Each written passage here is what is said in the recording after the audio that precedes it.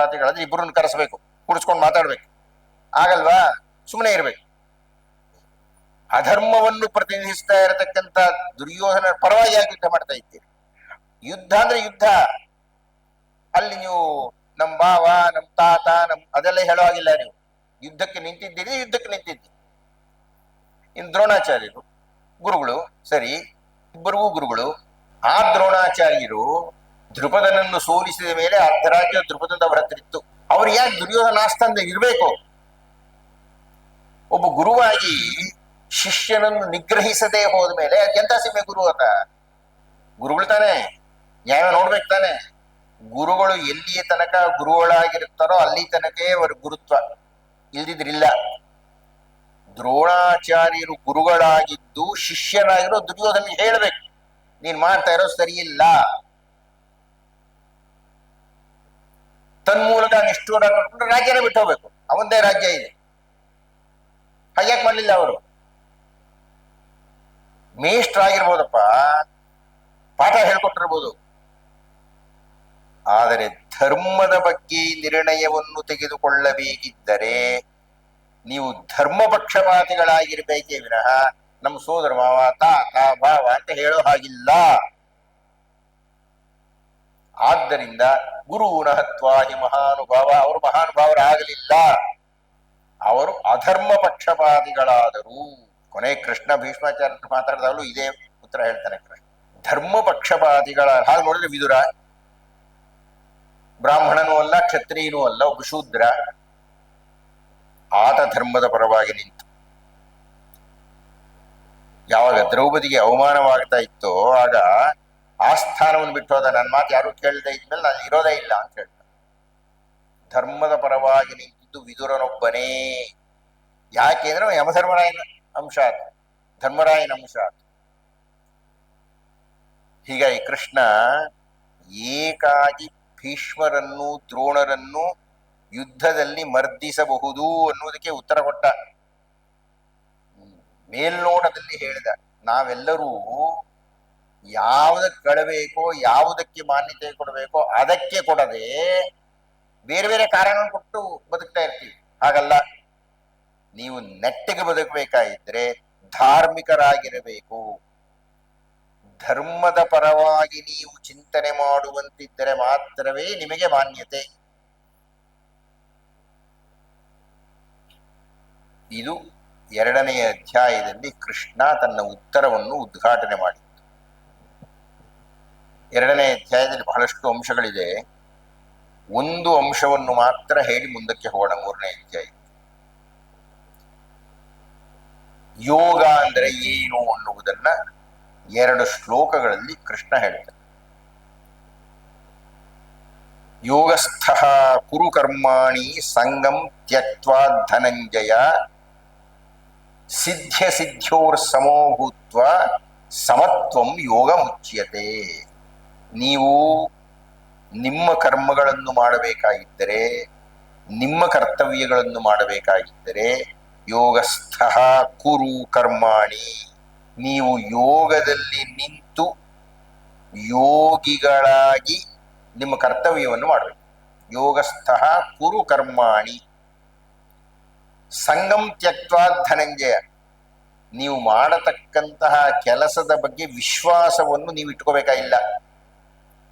ನೀವು ಮಾಡುವ ಕೆಲಸಗಳ ಬಗ್ಗೆ ಸ್ನೇಹವನ್ನು ಸಂಪಾದನೆ ಮಾಡಿದರೆ ಅದರೊಳಗೆ ಅನುರಕ್ತರಾಗ್ತೀರಿ. ಕರ್ತವ್ಯ ದೃಷ್ಟಿಯಿಂದ ನಿಮ್ಮ ಕೆಲಸವನ್ನು ನೀವು ಮಾಡಬೇಕು. ನನಗೆ ಈ ಕೆಲಸ ಬಂದಿದ್ದೀರಿ, ದೇವರು ಈ ಕೆಲಸ ಕೊಟ್ಟಿದ್ದಾರೆ, ಅದನ್ನ ನಾನು ನಿರ್ವಹಣೆ ಮಾಡುತ್ತೇನೆ, ನಾನು ಮಾಡತಕ್ಕ ಕೆಲಸ ದೈವದ ಕೆಲಸ ಅಂತ ಮಾಡಬೇಕು. ಅದರಲ್ಲಿ ಒಳ್ಳೆಯದು ಬರುತ್ತೋ ಕೆಟ್ಟದ್ದು ಬರುತ್ತೋ ಗೊತ್ತಿಲ್ಲ. ಸಿದ್ಧ್ಯ ಸಿದ್ಧ್ಯೋ ಸಮೂಹತ್ವ, ಕೆಲವರು ಹೊಗಳ್ತಾರೆ, ಕೆಲವರು ತಗೊಳ್ತಾರೆ. ಕೆಲವು ಸಲ ನಿಮಗೆ ಜಯ ಸಿಗುತ್ತೆ, ಕೆಲವು ಸಲ ಅಪಜಯ ಸಿಗುತ್ತೆ, ಕೆಲವು ಸಲ ಸುಖ ಸಿಗುತ್ತೆ, ಕೆಲವು ಸಲ ದುಃಖ ಸಿಗುತ್ತೆ. ಕೆಲವರು ನಿಮ್ಮನ್ನು ಇಷ್ಟಪಡ್ತಾರೆ, ಕೆಲವರು ನಿಮ್ಮನ್ನು ಇಷ್ಟಪಡಲ್ಲ. ಸಿದ್ಧಿ ಅಸಿದ್ಧಿ, ಸಿದ್ಧ್ಯ ಸಿದ್ಧ್ಯೋರ್ ಸಮೋಭೂತ್ವ, ಈ 2 ಅಭಿಪ್ರಾಯಗಳನ್ನು ನೀವು ಸಮಾನ ಮನಸ್ಕರಾಗಿ ತಗೋಬೇಕು. ಇವೆಲ್ಲ ಮಾತಾಡಿದ ಸುಲಭ ಅಲ್ಲ, ಬಹಳ ಸಾಧನೆ ಬೇಕಿದಕ್ಕೆಲ್ಲ ಮನಸ್ಸನ್ನು ಗಟ್ಟಿ ಮಾಡ್ಬೇಕಾಗಿದ್ರೆ. ಸಿದ್ಧ್ಯ ಸಿದ್ಧ್ಯೋರ್ ಸಮೋಭೂತ್ವ ಸಮತ್ವಂ ಯೋಗ ಮುಚ್ಯತೆ. ಯೋಗ ಅಂದ್ರೆ ಏನಯ್ಯ ಅಂದ್ರೆ ಸಮತ್ವ. ಬಹಳ ಬಹಳ ಬಹಳ ಬಹಳ ಬಹಳ ಭಗವದ್ಗೀತೆಯಲ್ಲಿ ಕೊಟ್ಟ ಬಹುದೊಡ್ಡ ಸಂದೇಶ. ಯೋಗ ಅಂದ್ರೆ ಸಮಾನವಾಗಿ ನಾವು ಎಲ್ಲರನ್ನೂ ನೋಡುವುದು. ನಮ್ಮ ಜಾತಿಯವನು, ನಮ್ಮ ಧರ್ಮದವನು, ನನಗೆ ಬೇಕಾದವನು, ನಮ್ಮ ಬಂಧು ಇವನು ಅನ್ನುವ ಕಾರಣಗಳಿಂದ ಹೆಚ್ಚು ಕಡಿಮೆ ನೋಡುವಂತಿಲ್ಲ. ಸಮತ್ವಂ, ಎಲ್ಲರನ್ನೂ ಸಮಾನ ದೃಷ್ಟಿಯಿಂದ ನೋಡುವುದೇ ಯೋಗ. ನಮ್ಮಲ್ಲಿ 4 ಯೋಗಾಚಾರ್ಯರು ಬಂದು ಹೋದ್ರು. ಒಬ್ಬೊಬ್ಬರೂ ಒಂದೊಂದು ಯೋಗದ ವಿವರಣೆಯನ್ನು ಕೊಟ್ಟರು. ಪತಂಜಲಿಗಳು ಕೊಟ್ಟರು, ಸ್ವಾತ್ಮಾರಾಮರು ಕೊಟ್ಟರು, ಯಾಜ್ಞವಲ್ಕ್ಯ ಮಹರ್ಷಿಗಳು ಕೊಟ್ಟರು, ಕೃಷ್ಣನೂ ಕೊಟ್ಟರು. ಆ 4 ಚರ್ಚೆ ಮಾಡೋಕೆ 1-2 ಗಂಟೆ ಬೇಕಾಗಿತ್ತು. ಅದೆಲ್ಲ ಮಾತಾಡಿದ್ದೀನಿ ಆಗ್ಲೇ. ಶ್ರೀಕೃಷ್ಣ ಏನ್ ಹೇಳ್ದ ಅಂದ್ರೆ ಯೋಗ ಅಂದ್ರೆ ಸಮತ್ವಂ. ಯಾರು ಸಮಾನತಾ ಮನೋಭಾವವನ್ನು ರೂಢಿಸಿಕೊಳ್ಳುತ್ತಾರೋ, ನಿಮ್ ಪಕ್ಕದಲ್ಲಿ ಕೂತಿರೋರು ಯಾವ ಜಾತಿ ಅಂತ ನಿಮ್ಗೆ ಬೇಕಾಗಿಲ್ರಿ. ನಗನಾಗ್ತಾ ಸತ್ತೋಗ್ಬಿಡ್ತೀವಿ ನಾವು. ಸಾವು ಬಹಳ ಬೇಗ ಬರುತ್ತೆ ನಮಗೆ. ನಿಮ್ಮನ್ನ ನೋಡಿ 6 ವರ್ಷ ಆಗುತ್ತೆ, ಹೊರಟೋಯ್ತು 6 ವರ್ಷ. ನಾವೆಲ್ಲರೂ 6 ವರ್ಷ ಯಮಧರ್ಮರಾಯನ ಹತ್ರಕ್ಕೆ ಹೋಗ್ಬಿಟ್ಟಿದೀವಿ. ಅಷ್ಟರಲ್ಲಿ ಯಾಕೆ ಕಿತ್ತಾಡ್ತೀರಿ ನೀವು ಯಾವ್ಯಾವ ಕಾರಣಗಳಿಂದ? ಎಲ್ಲರನ್ನೂ ನೀವು ಸಮಾನತಾ ದೃಷ್ಟಿಯಿಂದ ನೋಡಬೇಕು.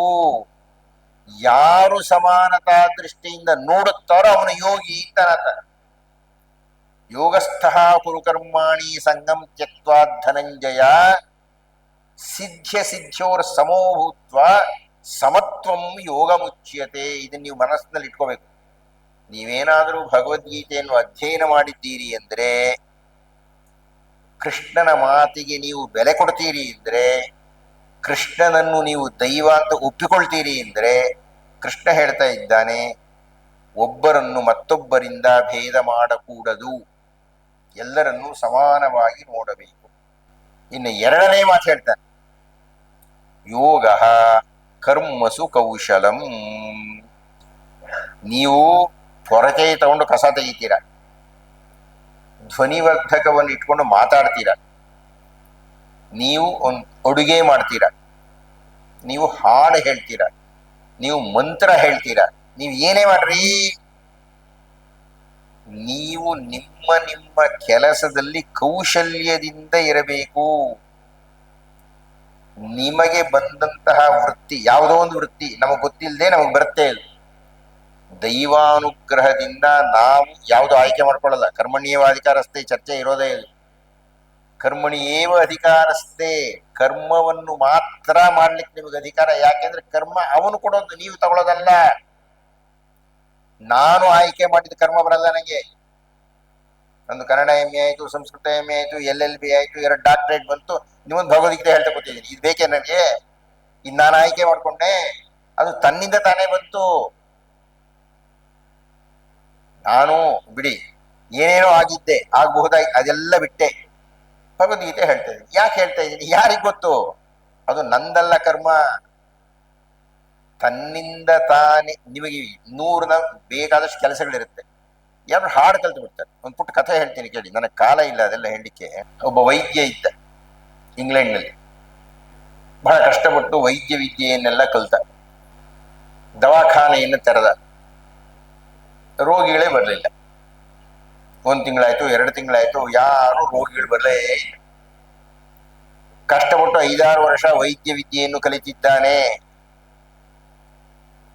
ಯಾವ ರೋಗಿಗಳು ಬರಲಿಲ್ಲ. ಕೊನೆ ಮಾಡೋ ಕೆಲಸ ಇಲ್ಲ ಅಂತ ಹೇಳಿ ಯಾವ್ದೊಂದು ಕಥೆ ಬರೆದ, ಕೂತ್ಕೊಂಡು ಕಥೆ ಬರೆದು ಯಾವ್ದೊಂದು ಪತ್ರಿಕೆ ಕಳಿಸ್ತ. ಅವರೊಂದು 100 ಪೌಂಡ್ ಕಳಿಸಿರೋದು, ಒಂದು 200 ರೂಪಾಯಿ ಇಟ್ಕೊಳ್ಳೋಣ. ಅವ್ನಿಗೆ ಆಶ್ಚರ್ಯ ಆಗುತ್ತೆ, ಒಂದು ಕತೆ ಬರ್ದಕ್ಕೆ 200 ರೂಪಾಯಿ ಬಂದ್ಬಿಡ್ತು. ಬಾಗಿಲು ತಗೊಂಡು ಕೂತೀನಿ, ಒಬ್ರು ರೋಗಿನೂ ಬರೋದಿಲ್ಲ. ಇನ್ನೊಂದು ಕತೆ ಬರ್ದ, ಮತ್ತೊಂದು ಕತೆ ಬರ್ದ, ಮಗದೊಂದು ಕತೆ ಬರ್ದ. ದೊಡ್ಡ ಕಥೆಗಾರ ಆಗ್ಬಿಟ್ಟ, ಪತ್ತೆದಾರಿ ಕಾದಂಬರಿಕಾರ ಆಗ್ಬಿಟ್ಟ. ಏನವನ ಹೆಸರು? ಕಾನನ್ ಡೈಲ್ ಅಂತ. ಶರ್ಲಕ್ ಹೋಮ್ಸನ ನಿರ್ಮಾತೃ ಆಗ್ಬಿಟ್ಟ. ಅವನ ಆಯ್ಕೆ ಮಾಡ್ಕೊಂಡಿದ್ದು ಯಾವುದು? ವೈದ್ಯ ವೃತ್ತಿ. ದೈವ ಅವನು ಕೊಟ್ಟಿದ್ದು ಯಾವುದು? ಪತ್ತೆದಾರಿ ಕಾದಂಬರಿ ಬರೆಯ ಅಂತ. ಅವ್ನು ಬದುಕಿದ್ದು ಪತ್ತೆದಾರಿ ಕಾದಂಬರಿ. ಈಗ ಇಂಗ್ಲೆಂಡ್ ಹೋದ್ರೆ ಶರ್ಲಕ್ ಹೋಮ್ಸ್ಗಾಗಿ ಒಂದು ದೊಡ್ಡ ಕಟ್ಟಡ ಇಟ್ಬಿಟ್ಟಿದ್ದಾರೆ. ದೈವ ಕೊಡುವ ವೃತ್ತಿ ಬೇರೆ, ನಾನು ದುಡ್ಡು ಸಂಪಾದನೆ ಮಾಡೋದಕ್ಕೆ ಆಯ್ಕೆ ಮಾಡ್ಕೊಳ್ಳೋ ವೃತ್ತಿ ಬೇರೆ. ನೀವಾದ್ರೂ ಆಯ್ಕೆ ಮಾಡ್ಕೊಳ್ಳಿ, ದೈವವಾದ್ರೂ ಕೊಡ್ಲಿ, ಆ ವೃತ್ತಿಯ ಕರ್ಮವನ್ನ ಕೌಶಲ್ಯದಿಂದ ಮಾಡಬೇಕು. ಯೋಗ ಕರ್ಮಸು ಕೌಶಲಂ. ಯೋಗ ಅಂದ್ರೆ ಅರ್ಥ ಏನಪ್ಪಾ ಅಂದ್ರೆ ನೀವು ಮಾಡತಕ್ಕಂತಹ ವೃತ್ತಿಯನ್ನ ಕೌಶಲ್ಯ ಪೂರ್ಣವಾಗಿ ಮಾಡಬೇಕು. ಅದಕ್ಕೊಂದು ಧ್ವನಿ ಅರ್ಥ ಇದೆ. ಕೌಶಲ್ಯ ಅಂದ್ರೆ ರಾಮರ ತಾಯಿ ಅಂತ. ಶ್ರೀರಾಮರು ಮಾಡಿದಂತೆ ನೀವು ಕರ್ತವ್ಯವನ್ನು ಯೋಗಪರವಾಗಿ ಆತ್ಮಾರಾಮರಾಗಿ ಮಾಡಬೇಕು ಅಂತ ಅದರ ಒಳಗುಟ್ಟು. ಇರ್ಲಿ, ಇಷ್ಟು ಹೇಳಿ ಆ 2ನೇ ಅಧ್ಯಾಯ ಮುಗಿಸೋಣ. ಸಾಂಖ್ಯಯೋಗ. 3ನೇದು ಕರ್ಮಯೋಗ. ಕರ್ಮಯೋಗದ ಕೊನೆಯಲ್ಲಿ ಒಂದು ಪ್ರಶ್ನೆಯನ್ನ ಅರ್ಜುನ ಕೃಷ್ಣನನ್ನು ಕೇಳ್ತಾನೆ. ಪಾಪಂ ಚರತಿ ಪೂರುಷಃ. ಮನುಷ್ಯರು ತಪ್ಪು ಮಾಡ್ಬಿಡ್ತಾರೆ, ಪಾಪ ಮಾಡ್ಬಿಡ್ತಾರೆ. ಅನಿಚ್ಛನ್ನ ವಿವಾರ್ಷ್ಣೇಯ. ಇಷ್ಟ ಇರಲ್ಲಯ್ಯ ನಾವು ತಪ್ಪು ಮಾಡ್ಬೇಕು ಅಂತ, ಆದ್ರೂ ನಾವು ತಪ್ಪು ಮಾಡ್ತೀವಿ. ಅನಿಚ್ಛನ್ನ ವಿವಾರ್ಷ್ಣೇಯ ಬಲಾದಿವ ನಿಯೋಜಿತ. ಯಾವುದೋ ಒಂದು ಬಲಾತ್ಕಾರಕ್ಕೆ ತುತ್ತಾಗಿ ನಾವು ತಪ್ಪು ಮಾಡುತ್ತೇವೆ. ಯಾಕೆ?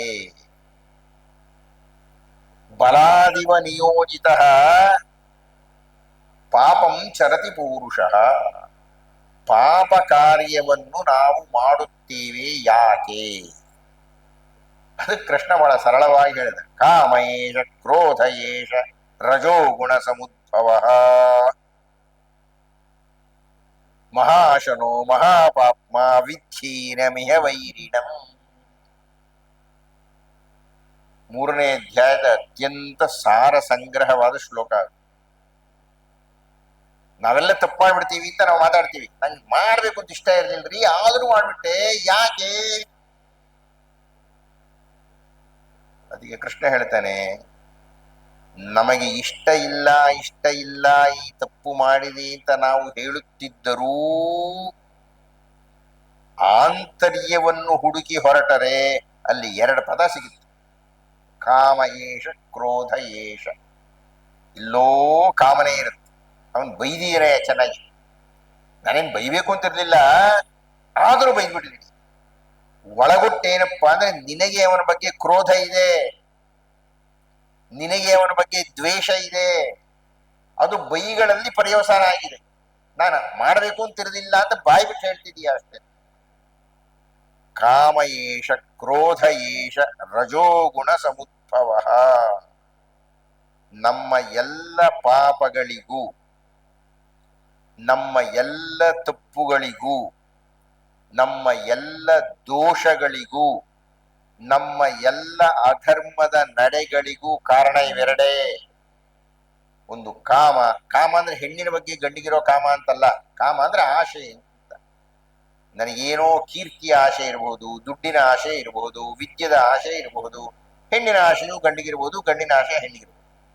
ಕಾಮ ಏಷ ಕ್ರೋಧ ಏಷ. ನಾವು ಮಾಡತಕ್ಕಂಥ ಯಾವುದೇ ತಪ್ಪಿನ ಮೂಲದಲ್ಲಿ ಇಲ್ಲ ಕಾಮ ಇರುತ್ತೆ, ಇಲ್ಲ ಕ್ರೋಧ ಇರುತ್ತೆ. ಕ್ರೋಧ ಅಂದ್ರೆ ಸಿಟ್ಟು ಅಂತ, ವಿರೋಧ. ಆದ್ರಿಂದ ವಿಧಿ, ಸಂಸ್ಕೃತದಲ್ಲಿ 2 ಪದ ಬಂದ್ರೆ ಬಹಳ ಎಚ್ಚರಿಕೆಯಿಂದ ನೋಡ್ಬೇಕು ನಾವು. ಒಂದು ಶೃಣು, ಇನ್ನೊಂದು ವಿಧಿ. ಶ್ರೀರಾಮರು ಅಡವಿಗೆ ಇನ್ನು ಹೋಗದೆ ಇದ್ದಾಗ ಕೈಗೆ ಒತ್ತಾಯ ಮಾಡ್ತಾ ಇರ್ತಾಳೆ, ಅಡವಿಗೆ ಹೋಗು, ಅಡವಿಗೆ ಹೋಗು, ಅಡವಿಗೆ ಹೋಗು. ಹಾಗೆ ಶ್ರೀರಾಮ್ ಹೇಳ್ತಾರೆ ವಿಧಿ ಅಂತಾರೆ. ತಿಳ್ಕೋ ನಾನು ಯಾರು. ಶ್ರೀರಾಮರು ಮಾತಾಡೋದು ಬಹಳ ಕಡಿಮೆ, ಬಹಳ ಕಡಿಮೆ. ಅವ್ರು ಮಾತಾಡಿದ್ದಾರೆ ಅಂದ್ರೆ ವೇದವಾಕ್ಯ. ವಿದ್ಧಿ ಮಾಂ ಋಷಭಿಸ್ತುಲ್ಯಂ ಅಂತಾರೆ. ಅಮ್ಮ ಕೈಕೆ, ನಾನು ಯಾರು ಅಂದ್ರೆ ತಿಳ್ಕೋ, ವಿದ್ಧಿ ತಿಳ್ಕೋ. ವಿದ್ಧಿ ಮಾಂ, ನಾನು ಋಷಿಭಿಸ್ತುಲ್ಯಂ, ನಾನು ಋಷಿ ಇದ್ದ ಹಾಗೆ. ನಾನು ಅಂಟುಕೊಂಡಿಲ್ಲ ಇದ್ಯಾವುದಕ್ಕೂನು. ರಾಮರು ಅಂದ್ರೆ ಶ್ರೀರಾಮರು ಅಂದ್ರೆ ಋಷಿ ಆತ. ರಾಜಕಾರಣಿ, ಯಾವುದೋ ರಾಜ್ಯದ ರಾಜ, ಯುದ್ಧ ಮಾಡತಕ್ಕಂಥ ಶೂರ, ಅದ್ಯಾವುದೂ ಅಲ್ಲ. ಶ್ರೀರಾಮರು ಅಂದ್ರೆ ಋಷಿ. ಋಷಿಯಾಗಿದ್ದರಿಂದಲೇ ಆಯುಧನ ಬಿಟ್ಟು ಹೀಗೆ ಹೋಗ್ಬಿಟ್ರು. ಅಷ್ಟು ಸುಲಭವಾಗಿ ಹೋಗ್ಲಿಕ್ಕೆ ಸಾಧ್ಯ ಆಗುತ್ತೆ ಋಷಿಗಳಿಗೆ ಮಾತ್ರ. ಇಲ್ಲಿ ವಿದ್ಧಿ ಅಂತ ಮತ್ತೆ ಕೃಷ್ಣ ಹೇಳ್ತಾ ಇದ್ದ, ನಮಗೆ ಹೇಳ್ತಾ ಇದ್ದಾನಾತ ಅರ್ಜುನನಿಗೆ ಹೇಳುವ ಮೂಲಕ.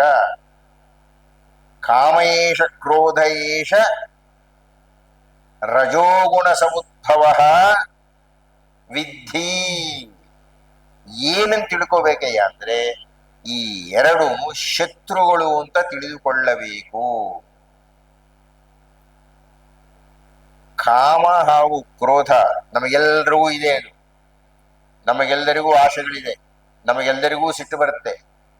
ಆದರೆ ಅದು ನಮ್ಮ ಶತ್ರುಗಳು ಅಂತ ನಾವು ತಿಳಿದುಕೊಂಡರೆ, ಶತ್ರುವಿನ ಕಾರ್ಯ ಏನ್ರಿ? ನಿಮ್ಮನ್ನು ಹಾಳು ಮಾಡೋದು. ನಮ್ಮನ್ನು ಹಾಳು ಮಾಡಲಿಕ್ಕೆ ಈ ಎರಡು ಬಂದಿದೆ ಅಂತ ನಾನು ತಿಳಿದುಕೊಂಡರೆ, ನನ್ನಲ್ಲಿರ್ತಕ್ಕಂಥ ಕಾಮನೆ, ನನ್ನಲ್ಲಿರ್ತಕ್ಕಂಥ ಸಿಟ್ಟು ಕಡಿಮೆ ಆಗ್ತಾ ಹೋಗುತ್ತೆ. ಕಡಿಮೆಯಾಗಿ ಕಡಿಮೆಯಾಗಿ ಕಡಿಮೆಯಾಗಿ ಒಂದು 20-30 ವರ್ಷ ಆದ್ರೆ ಇಲ್ಲದೆ ಹೋಗುತ್ತೆ. ಆದ್ರೆ ಮೊದಲ ತಿಳ್ಕೋಬೇಕು, ಇದು ನನ್ನ ಶತ್ರು ಅಂತ. ಇದು 3ನೇ ಅಧ್ಯಾಯದಲ್ಲಿ ಕರ್ಮಯೋಗದಲ್ಲಿ ಕೃಷ್ಣ ಕೊಡತಕ್ಕಂಥ ಬಹುದೊಡ್ಡ ಉತ್ತರ. 4ನೇ ಅಧ್ಯಾಯದ ಪ್ರಧಾನವಾದ ಅಂಶವನ್ನು ನೀವು ದಾಖಲೆ ಮಾಡಬೇಕಾಗಿದ್ರೆ ಬಹಳ ಸುಂದರವಾದ ವಿಷಯ. ಬಹಳ ದೊಡ್ಡ ತತ್ವವನ್ನ ಕೃಷ್ಣ 4ನೇ ಅಧ್ಯಾಯದಲ್ಲಿ ದಾಖಲೆ ಮಾಡ್ತಾನೆ. ಜ್ಞಾನಯೋಗ. ಆ ಜ್ಞಾನಯೋಗದಲ್ಲಿ ಬಹಳಷ್ಟು ವಿಷಯ ಚರ್ಚೆ ಮಾಡಿದ್ದಾನೆ. ಆ ಜ್ಞಾನಯೋಗದ ಪ್ರಾರಂಭದಲ್ಲಿಯೇ ಒಂದು ಸಂಭಾಷಣೆ ಬಂತು. ಕೃಷ್ಣ ಹೇಳಿದ ಅರ್ಜುನನಿಗೆ, ನಾನು ಈ ಯೋಗವನ್ನ ಮೊದಲು ಸೂರ್ಯನಿಗೆ ಹೇಳಿಕೊಟ್ಟೆ. ಆ ಸೂರ್ಯ ವಿವಸ್ವಂತನಿಗೆ ಹೇಳಿಕೊಟ್ಟ. ಆ ವಿವಸ್ವಂತ ಮನುವಿಗೆ ಹೇಳಿದ. ಮನು ಇಕ್ಷ್ವಾಕುವಿಗೆ ಹೇಳಿದ. ಇಕ್ಷ್ವಾಕು ಕುಕ್ಷಿಗೆ ಹೇಳಿದ. ಕುಕ್ಷಿ ವಿಕುಕ್ಷಿಗೆ ಹೇಳಿದ. ವಿಕುಕ್ಷಿ ಬಾಣ ಅದರನ್ನೇ ಹೀಗೆ ಹೇಳ್ಕೊಂಡು ಬಂದರು ಅವರವರ ಮಕ್ಕಳಿಗೆ. ಆದರೆ ಯಾವಾಗ್ಲೂ ಮೊದಲನೆಯ ತಲೆಗೆ ಅಥವಾ ಮೊದಲನೇ ದಿವಸ ಎಷ್ಟು ಉತ್ಸಾಹವಿರುತ್ತೋ ಬರ್ತಾ ಬರ್ತಾ ಬರ್ತಾ ಬರ್ತಾ ಬರ್ತಾ ಬರ್ತಾ ಕಡಿಮೆ ಆಗುತ್ತೆ. ಯೋಗದ ಹಣೆ ಬರಹವು ಹಾಗೆ ಆಯಿತು. ನಾನು ಏನು ಸೂರ್ಯನಿಗೆ ಯೋಗವನ್ನು ಹೇಳಿಕೊಟ್ಟಿದ್ದೆನೋ ಅದು ಕಡಿಮೆಯಾಗಿ ಕಡಿಮೆಯಾಗಿ ಕಡಿಮೆಯಾಗಿ ಕಡಿಮೆಯಾಗಿ ಕೊನೆಗೆ ಮಾಯವಾಗಿ ಹೋಯಿತು. ಈಗ ಲುಪ್ತವಾಗಿ ಹೋಯಿತು. ಈಗ ಯೋಗದ ಬಗ್ಗೆ 100 ಪ್ರಕರಣಗಳು ಬಂದು ಬಿಟ್ಟಿದೆ. ಕಂಡ್ಕೊಂಡವರೆಲ್ಲ ಯೋಗದ ಬಗ್ಗೆ ಮಾತಾಡೋ ಹಾಗಾಗಿದೆ. ಆದ್ದರಿಂದ ಈಗ ನಾನು ಯೋಗವನ್ನು ಹೇಳುತ್ತೇನೆ ನಿನಗೆ ಅಂತ ಹೇಳಿದೆ. ಇನ್ನೊಂದ್ಸಲ ಗಮನಿಸಿ, ನಾನು ಸೂರ್ಯನಿಗೆ ಹೇಳ್ಕೊಟ್ಟೆ. ಸೂರ್ಯ ಅವನ ಮಗನಿಗೆ, ಅವನ ಮಗನಿಗೆ, ಅವನ ಮಗನಿಗೆ ಎಲ್ಲ ಹೇಳ್ಕೊಂಡು ಬಂದ. ಬರ್ತಾ ಬರ್ತಾ ಬರ್ತಾ ಯೋಗ ಅನ್ನುವುದು ತನ್ನ ತೀವ್ರತೆಯನ್ನು ಕಳೆದುಕೊಂಡಿತು. ಯೋಗ ಅನ್ನುವುದು ಮೂಲ ಸ್ಥಾನದಲ್ಲಿ ಹೇಗಿತ್ತೋ ಅದು ಹೋಯಿತು. ಆದ್ದರಿಂದ ಈಗ ನಾನು ನಿನಗೆ ಯೋಗವನ್ನು ಹೇಳುತ್ತೇನೆ ಅಂತ ಹೇಳಿ. ಆಗ ಅರ್ಜುನಿಗೆ ಒಂದು ಸಂದೇಹ ಬಂತು. ಅಲ್ಲಪ್ಪ, ನೀನು ನನಗಿನ್ನ 3 ವರ್ಷಕ್ಕೆ ದೊಡ್ಡವನು. 3 ತಿಂಗಳು, ಕೆಲವರು 3 ತಿಂಗಳು ಅಂತಾರೆ, ಕೆಲವ ಕಡೆ 6 ತಿಂಗಳು ಅಂತ ಬರುತ್ತೆ. ಇರ್ಲಿ, ಒಂದು 6 ತಿಂಗಳೇ ಇಟ್ಕೊಂಡು, 6 ತಿಂಗಳು ದೊಡ್ಡವನು. ಈ ಸೂರ್ಯನಿಗೆ ಪಾಠ ಮಾಡಿದೆ ಅಂತ ಹೇಳ್ತಿದೀಯಲ್ಲಯ್ಯ. ಸೂರ್ಯನಿಗೆ ಪಾಠ ಮಾಡಿದೆ ಅಂತ ಹೇಳೋ ನೀನು ನನಗೆ ಕೇವಲ 6 ತಿಂಗಳಿಗೆ ದೊಡ್ಡವನಾಗಿ ನನ್ನ ಜೊತೆ ಆಟ ಆಡ್ತಾ ಇದೀಯಾ? ಅದ್ಯಾಕೆ ಸಾಧ್ಯ? ನನ್ನ ವಯಸ್ಸಿನವನಾದ ನೀನು ಕೋಟಿ ಕೋಟಿ ಕೋಟಿ ಕೋಟಿ ಕೋಟಿ ಕೋಟಿ ಕೋಟಿ ಕೋಟಿ ಕೋಟಿ ವರ್ಷಗಳ ಹಿಂದಿರತಕ್ಕಂಥ ಸೂರ್ಯನಿಗೆ ಹೇಗೆ ಪಾಠ ಮಾಡಿದೆ ಅಂತ ಅರ್ಜುನ ಕೇಳಿದ. ಇದಕ್ಕೆ ಕೃಷ್ಣ ಕೊಡತಕ್ಕಂಥ ಉತ್ತರ, ಪೌರ್ವಾತ್ಯ ಪಾಶ್ಚಿಮಾತ್ಯ ದೇಶಗಳ ತತ್ವಜ್ಞರೆಲ್ಲ ಚಿಂತನೆ ಮಾಡಿ, ತಪಸ್ಸನ್ನು ಮಾಡಿ, ಚಿಂತೆ ಚಿಂತೆ ಚಿಂತೆ ಮಾಡಿ ಮಾಡಿ ಮಾಡಿ ಮಾಡಿ ಮಾಡಿ ಮಾಡಿ ಕೊನೆಗೆ ಏನೋ ಒಂದು ಫಲಿತಾಂಶವನ್ನು ಕಂಡುಹಿಡಿದರು ಅನ್ನುವುದಕ್ಕೆ ಸಮಾನ ಇದೆ. 5,000 ವರ್ಷಗಳ ಹಿಂದೆ ಭಗವದ್ಗೀತೆಯನ್ನು ಉಪದೇಶ ಮಾಡಿದಾಗ ಕೃಷ್ಣ ಕೊಟ್ಟ ಮಾತು. ಅಪರಂ ಭವತೋ ಜನ್ಮ ಪರಂ ಜನ್ಮ ವಿವಸ್ವತಃ ಕಥಮೇ ತದ್ವಿಜಾನೀಯಾಂ ತ್ವಂ ಆದೌ ಪ್ರೋಕ್ತವಾನ್ ಇತಿ. ಅರ್ಜುನನ ಪರ ಅಂದ್ರೆ ಪರಲೋಕ, ಪರ ಅಂದ್ರೆ ನಮ್ಮ ಇಂದ್ರಿಯಗಳಿಗೆ ಗೊತ್ತಾಗದ್ದು. ಇಹ ಅಂದ್ರೆ ಇದು ಇಲ್ಲಿಂದು, ನಾನು ನಿಮ್ಮನ್ನು ನೋಡ್ತಾ ಇದ್ದೀನಿ, ನಿಮ್ಮ ಮಾತು ನಾನು ಕೇಳ್ತಾ ಇದ್ದೀನಿ. ಇಹ ಪರ. ಪರ ಅಂದ್ರೆ ಇನ್ನೊಂದು 150 ವರ್ಷ ಆದ್ಮೇಲೆ ಏನಾಗ್ತೀರಿ ಗೊತ್ತಿಲ್ಲ. 200 ವರ್ಷ ಆದ್ಮೇಲೆ, 5,000 ವರ್ಷ ಆದ್ಮೇಲೆ, 10,000 ವರ್ಷ ಆದ್ಮೇಲೆ, ಅಥವಾ 25,000 ವರ್ಷಗಳ ಹಿಂದೆ ಏನಾಗಿತ್ತೀರಿ ನಮಗ್ ಗೊತ್ತಿಲ್ಲ. ಅದು ಪರ. ನಾನು ಈ ಹೊತ್ತು ಬದುಕಿದ್ದೇನೆ, ಪಂಚೇಂದ್ರಿಯಗಳ ಮೂಲಕ ಅದು ನನಗೆ ಗೊತ್ತಾಗ್ತಾ ಇದೆ. ಇನ್ನ 5,000 ವರ್ಷಗಳಾದ್ಮೇಲೆ ಅನ್ನುವುದು ಪ್ರಶ್ನೆ. ಇವನು ಹೇಳ್ತಾ ಇದ್ದೇನೆ, ಅರ್ಜುನನ ಪ್ರಶ್ನೆ. ಅಪರಂ ಭವತೋ ಜನ್ಮ, ಪರವಲ್ಲದ್ದು ಅಪರ. ಈಗ ಅಪರಂ ಭವತೋ ಜನ್ಮ, ನಿನ್ನ ಜನ್ಮ ಈಗ ನನ್ನ ಜೊತೆಗಾಗಿದೆ. ಅಪರಂ ಭವತೋ ಜನ್ಮ ಪರಂ ಜನ್ಮ ವಿವಸ್ವತಃ. ವಿವಸ್ವತ ಅಂದ್ರೆ ಸೂರ್ಯ. ಪರಲೋಕದಲ್ಲಿ ಕೋಟಿ ವರ್ಷಗಳ ಹಿಂದೆ ಸೂರ್ಯ ಇದ್ದಾನೆ, ಕೋಟಿ ವರ್ಷಗಳಿಂದಲೂ ಸೂರ್ಯ ಇದ್ದಾನೆ. ಕಥಂ ಏತದ್ ದ್ವಿಜಾನೀಯಾಂ ತ್ವಂ ಆದೌ ಪ್ರೋಕ್ತವಾನ್ ಇತಿ. ತ್ವಂ ನೀನು, ಆದೌ ಕೋಟಿ ಕೋಟಿ ವರ್ಷಗಳ ಹಿಂದೆ ಆ ಸೂರ್ಯನಿಗೆ ಪ್ರೋಕ್ತವಾನ್ ಹೇಳಿಕೊಟ್ಟಿದ್ದೀಯ ಯೋಗ ಅಂದ್ರೆ ಅರ್ಥ ಏನಾದ್ರೂ ಇದೆಯಾ? ಅದಕ್ಕೆ ಕೃಷ್ಣ ಕೊಟ್ಟ ಉತ್ತರ ಪಾಶ್ಚಾತ್ಯ ವಿದ್ವಾಂಸರೆಲ್ಲ ಬಹಳ ದೊಡ್ಡದೊಂದು ಉತ್ತರ ಸಿಕ್ಕಿತು ಅಂತ ಶಾರ ಬರೀತಾರೆ. ಅದೇನದು ಅಂದ್ರೆ ಕೃಷ್ಣ ಹೇಳ್ತಾನೆ, ಬಹೂನಿ ಮೇ ವ್ಯತೀತಾನಿ ಜನ್ಮಾನಿ ತವ ಚಾರ್ಜುನ ತಾನ್ಯಹಂ ವೇತ್ಥ ಸರ್ವಾಣಿ ನ ತ್ವಂ ವೇತ್ಥ ಪರಂತಪ ಅಂತ ಹೇಳ್ದ.